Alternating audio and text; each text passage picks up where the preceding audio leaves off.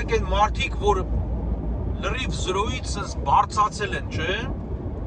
ինչն է տարբերում իրանց մնացածից, դա հավատքն է, իրանք կնես բանի են հավատում անտեսանելի, չէ, որ մնացածը խնդում են իրանց վրա, են որ հələ չի հասել ինքը հաջողության, մնացածը մտածում են մի քիչ նորմալ չի ես տղեն, բայց կամ աղջիկը կապ չունի, բայց ինքը որ բարձանում է հետո, արդեն իրան մոտենում են մարդիկ, ասում են, բա ես գիտեի, որ դու կհասնես էլի, չէ, տենց արվում, ու տենց էլ նույն երգիրն է, որ ասենք երգիրը զրոյից բարձացել է, կարող է մոմենտի տակ ընկած լինի, հետո նորից բարձանա, նենց անհնար բաներ է լինում կյանքում, չէ, ուղղակի դու կյանքը միշտ քեզ շանսեր է տալի, պետք է միակ բանը ինչ որ մենք պետք է անենք, դա պատրաստ լինենք այդ շանսերը ստանալու, ուրեմն Նապոլեոնի հավատարիմ օգնականը հայ է եղել, չէ, անունը Ռուստամ Ռազա։ Ռուստամ Ռազան հետաքրքիր ճակատագիր է ունեցել։ Ինքը չնայած հարուստ ընտանիքից է, իր հայրը վաճառական էր, հայ վաճառական, բայց Վրաստանում էր ապրում։ Բայց չգիտեմ ոնց է ստացվում, այտենց շատ մանրամասը չեմ կարող ասել գտնեմ իր ասենք կյանքի մասին, բնութագրության։ Ուրեմն այնց է ստացվում, որ արաբները բանում, այդ Վրաստանում իրան գերի են վերցնում։ Գերի են վերցնում ու ծախում են Եգիպտոս։ Տենց է ստացվում, չգիտեմ ոնց։ Եգիպտոս են ծախում որպես ստրուկ։ Ռուստամ Ռազան դառնում է ստրուկը։ Ինքը հələ պատանի է եղել, չէ, երեխա է եղել, որ իրան գողացել են ու ծախել են։ Ու ինքը բայց Եգիպտոսում ստրուկ լինելով ինքը ընենց է իրան ցույց տվել, չէ, որ ինքը դարել է, ասենք, գնահատվող մարդ, չէ, ասենք,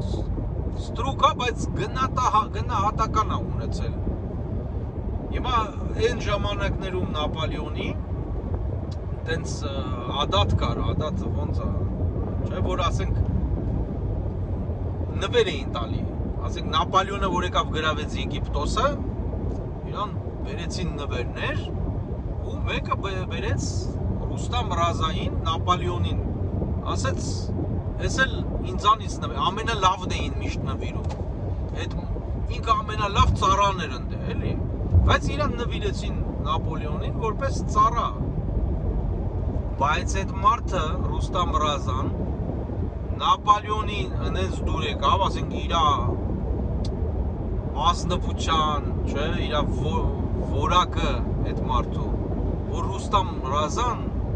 արդեն ստրուկ չէր, ինքը ոչ էլ ծառա, ինքը դարավ Նապոլեոնի ամենալավ ու հավատարիմ օգնականը։ Այդ մարդը, չէ, այդ տղեն ուներ, պատրաստ էր, ինքը հավատք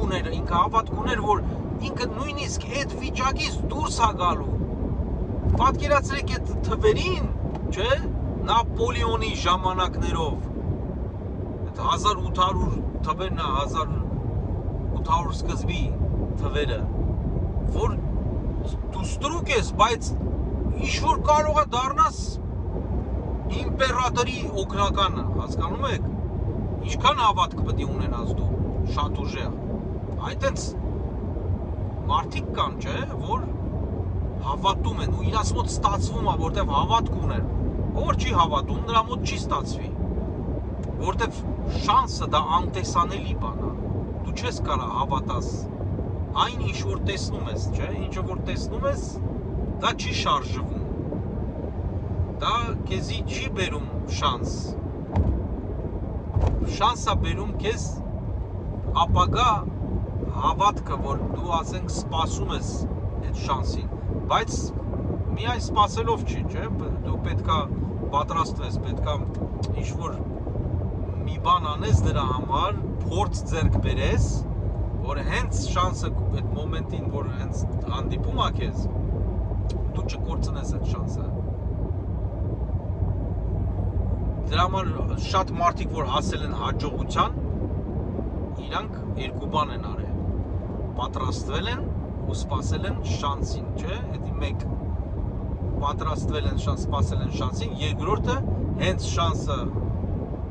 ռաստայեք է, իրանք ժամանակ չեն կորցրել, իրանք չեն վախեցել, որտեվ